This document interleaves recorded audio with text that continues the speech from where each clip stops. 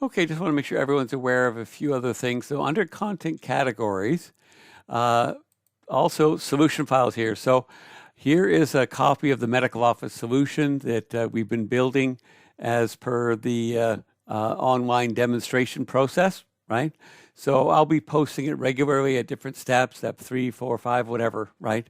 I might not be posting it every single step because some of the steps are fairly small, but there'll be a whole history where you can go back and get earlier copies of it and so on as time goes on, right? So the mass demo's there. The medical office ones will grow over time as well, right, in terms of solution files.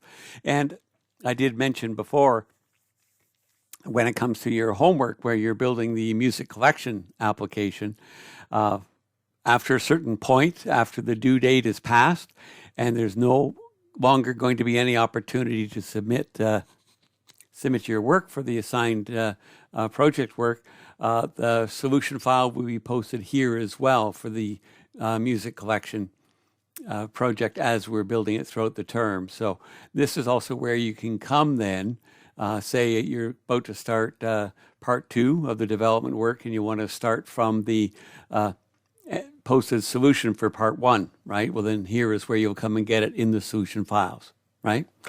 Along with that, these are the project instructions. So as I say at the top here, all instructions will be posted here and remain accessible throughout the term. I found that was important because of a few reasons, but one is, of course, you'll actually submit under the assessment menu, right? That's where you'll actually go to submit your actual work for evaluation. But, the links in there, they disappear after a while, right? And so if you want to go back and say, oh, I can't remember where I put the instructions for the earlier homework, right? Well, all of them will be here right back to the very beginning, okay? So that's why it's good to have this separate spot. Plus, I think I've mentioned this before, a lot of these parts have basically subparts as well, like an A, B, ABC, and so on like that, right? So with project part 1, there's going to be an A part and a B part. After both A and P are done, which is in 2 weeks, you'll be submitting your solution at that point in time, right? So what I'm saying here is try to complete part 1A by the end of, we're in week 3 right now, by the way, by the end of the week, right? So later on this week, I'll be posting the instructions for project 1B, okay, part 1B, and then that'll be the final part to do when 1A and B is finished. That's when you will actually submit. And before the end of next week, then there will be a spot under assessment where you actually go and submit your work, right? But that isn't created yet. But in the meantime, all the instructions will be posted here. And that'll give you access to them. So you can actually get started on this homework right now, right? Actually, I'll click the link. So here is part 1A. So we're only starting with, it's our very simple model of a music collection. And we're starting with just the instrument and musician entities, a simple one-to-many relationship, right? So just read, I'm not going to read the instructions to you right now, but you can read through them. Basically, we're giving you properties, okay, for each of the classes and so on and so forth.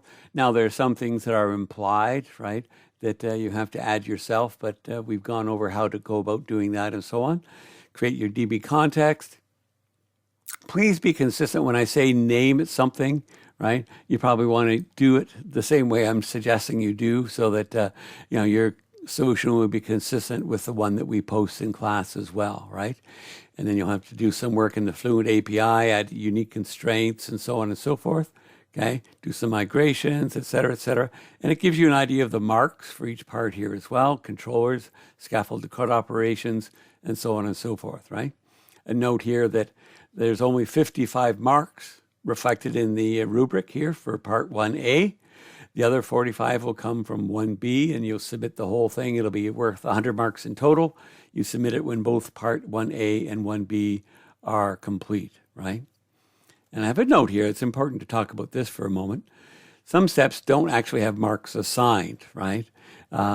Steps like creating a migration, updating the database, and so on. But you have to do them, and basically, they're just essential, right? They're steps you have to go through in the development process. So, as I say here, although marks are not assigned, failure to complete them could result in marks being subtracted from your final grade on the evaluation, right?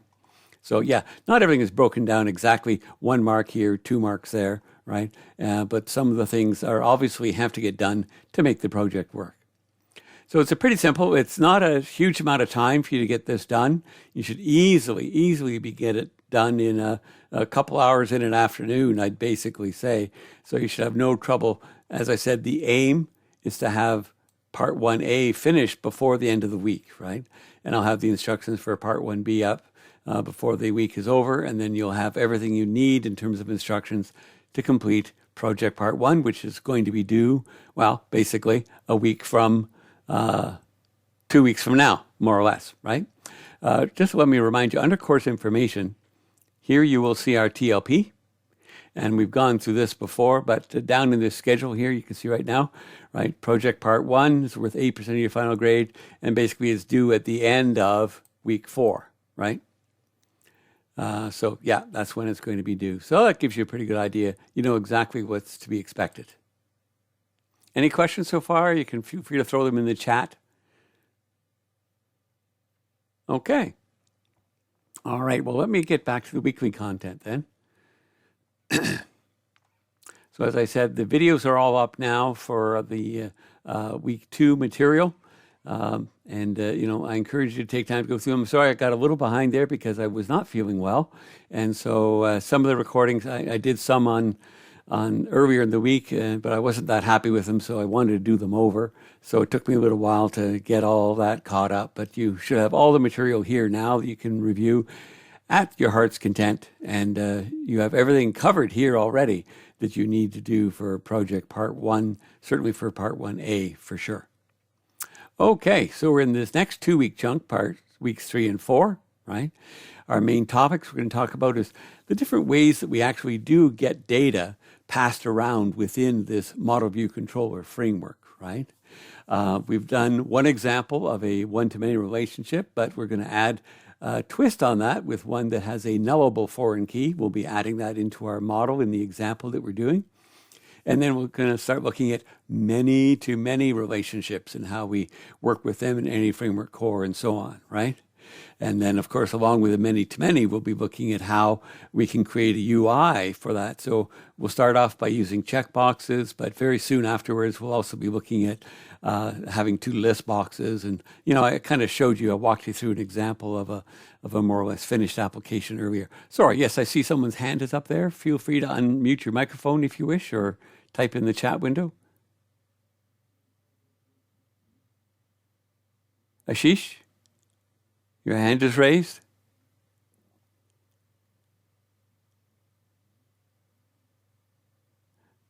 Okay, well, maybe feel free to put something in there. Hello, Ashish, can you hear me? Oh, a mistake. Okay, all right. If you just click the button where it says raise, you can put your hand back down again. Very good, thank you. Sorry about that. Okay, all right. So getting back to this week. So I have some PowerPoints I am going to go through. So we'll just discuss that now. I'm going to stop and start the recording just so it's not tied to the PowerPoint itself. So hang on 1 second.